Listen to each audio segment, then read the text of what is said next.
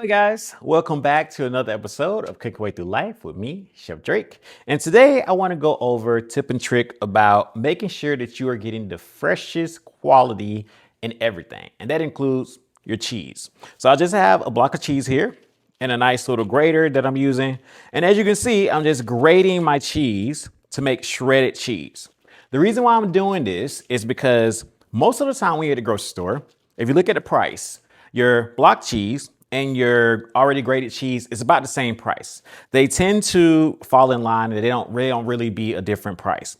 Sometimes your block cheese actually is on sale before your grated cheese is. Now, if this is the case, I know this takes a little extra work, but the difference between the two is astronomical. Because when you do this, guess what?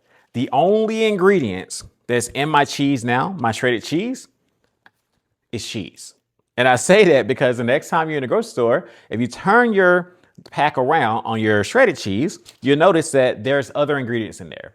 We have to put cellulose or potato starch in that grated cheese so that when we grate it and then pack it for you like this, it doesn't become a big blob. Now, this affects you when you melt it down because now it melts differently. Now, sometimes depending on the brand, there's a little aftertaste. So you'll go to the restaurant and you have this really nice melted cheese on something. And then you go home and say, I'm gonna make that. And then you buy the shredded cheese and then you try to melt it. And it doesn't really melt all the way. It kind of bubbles a little bit. That's usually the cellulose or the starch that's in there, the potato starch, and it's not melting properly. This is gonna melt properly because there's nothing in here but cheese. You just saw me grate it.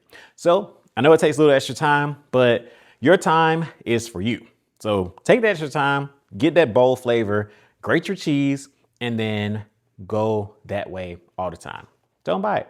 Don't buy the shredded cheese if you can help it. So hopefully this helps you, and let me know. If you ever grate your own cheese, what's your favorite cheese? And if you haven't tried this before, go try it now.